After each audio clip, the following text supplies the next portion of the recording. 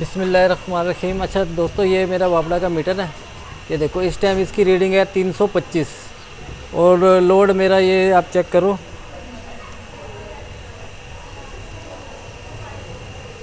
Load guys ये इस time देखो आप, ये 00 लोड है। ठीक है, सारा सामान मेरा घर का बंद पड़ा है, तो ये 325 से यूनिट जो है ना, ये मीटर मेरा बंद पड़ा है, ये देखो। ठीक है होंगे। अच्छा गाइज, ये मेरे पास ना 1.5 टन का हायर का डीसी इन्वर्टर है। इसके ऊपर हम ना लाइव चेक करेंगे कि हमारी ये बिजली बिल्कुल जो है ना सादे मोड पे, यानी कि ऑटो पे हम चेक करेंगे कि हमारी बिजली कितनी यानी कि ये लेता है। उसके फिर हिसाब से हम दिन का और महीने का हिसाब लगाएंगे। अच्छा गाइज, ये मैं इसको पहले ऑन कर रहा हूँ। ठीक है गाइज, ये मैंने 28 पे रखा हुआ है। ठीक है, ये 28 पे रख दिया है। अच्छा, अभी कंप्रेसर और नहीं हुआ इसका।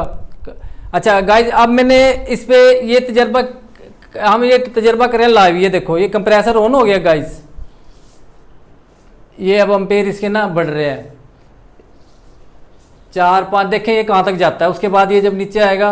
अच्छा गाइज, मैंने घर का ना सारा लोड तकरीबन बंद कर दिया है। ठीक है ना, आपको मैंने वापडा के मीटर पे चेक करवाया था कि बिल्कुल जीरो पे। इस टाइम सिर्फ एसी मेरे घर के लोड पे चल रहा है, यानी कि मेरे मीटर पे ना हम इसको 2-3-4 घंटे चेक करेंगे, चलाएंगे डायरेक्ट। हम ये चेक करेंगे इसके ऊपर कि कितना यानी कि वापडा का हमारे जो है ना ये यूनिट इस्तेमाल करता है, बिल्कुल लाइव मोड के ऊपर।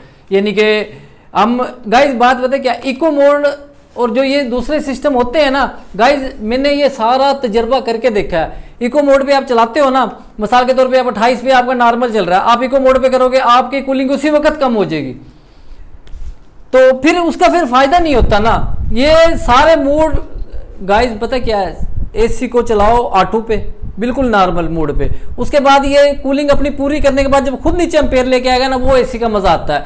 अगर आपने लॉक करके एम्पेयर चलाने L1 L2 L3 के ऊपर, तो गाइज उसका फिर फायदा नहीं होता। उसका पता क्या है, उसका फिर ये है कि कूलिंग कम करेगा, फिर एसी चलाने का फायदा क्या।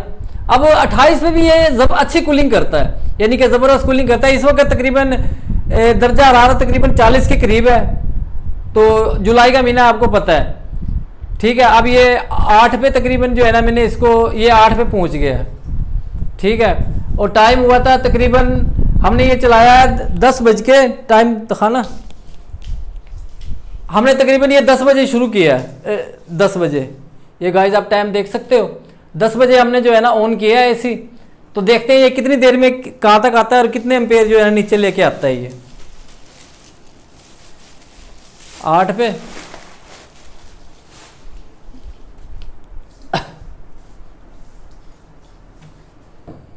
अच्छा गाइस, ये देखें 10:05 हो गया है, ये तकरीबन 7.7 पे आ गया है।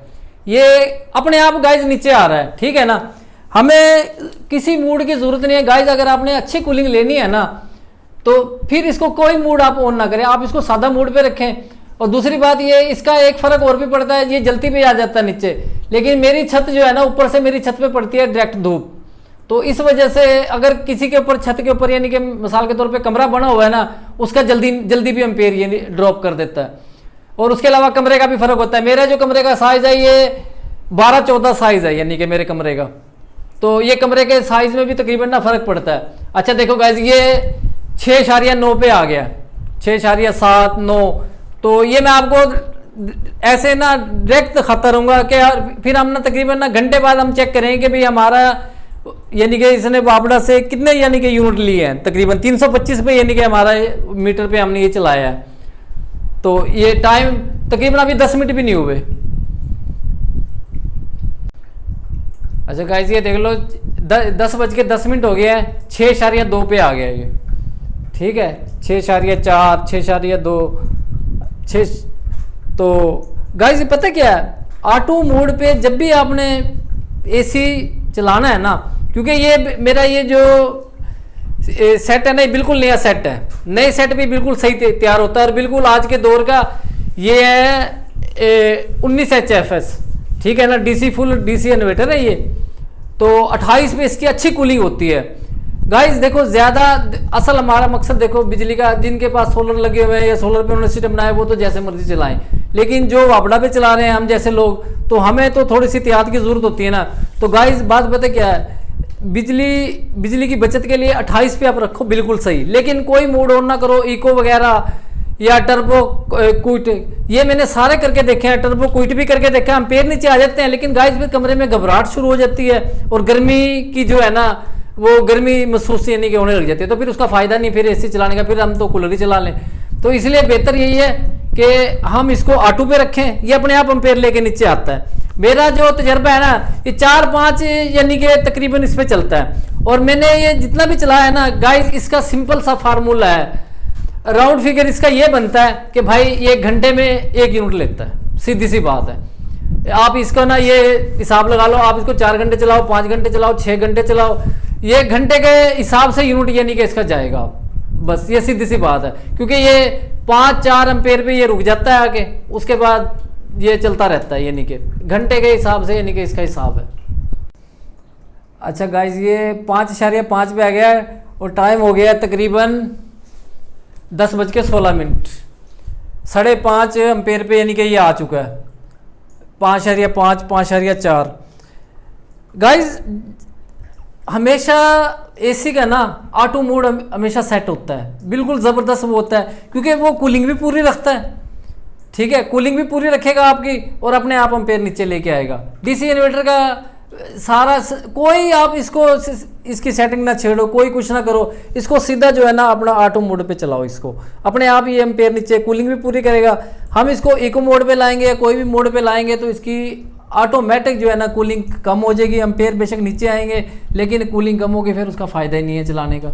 तो इसको गाइस हमने जब भी चलाना है ना, हमने इसको ऑटो मोड पे चलाना है, तो ये और यही ज़हन में रख के चलाना है कि भाई घंटे में यूनिट लेगा, बस ये सीधा से इसका सिंपल फार्मूला है।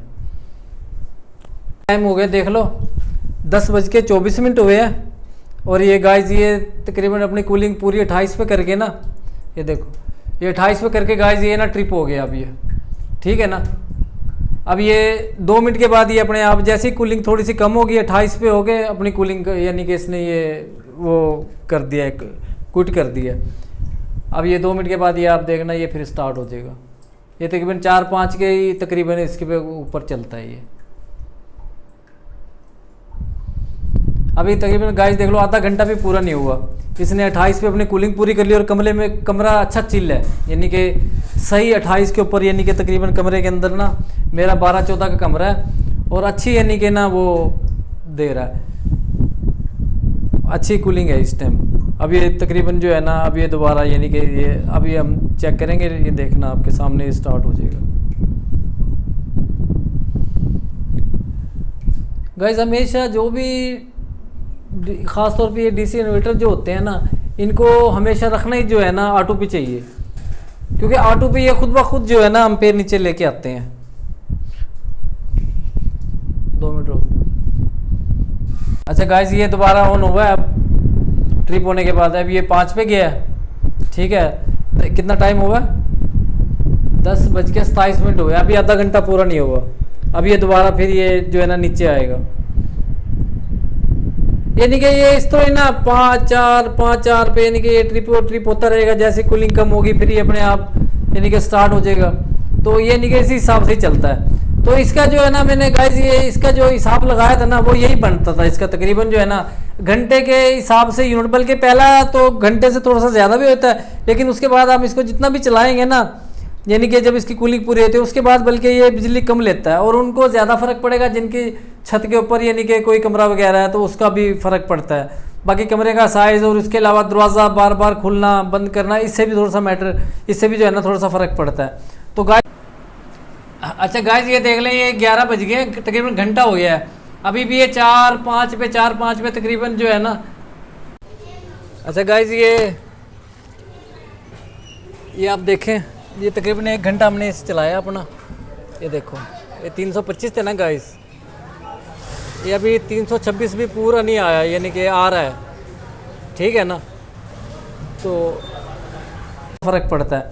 तो गाइस अब मैंने तो जो अपने हिसाब से यानी कि लगाया है ना, ये जो डीसी इन्वर्टर है ना ये तकरीबन 1 घंटे में 1 यूनिट तकरीबन कंज्यूम करता है, ये हिसाब है। अच्छा गाइस ये अब आप बस यहीं तक, अगर आपको वीडियो अच्छी लगी तो लाइक शेयर करेगा। अल्लाह हाफिज़।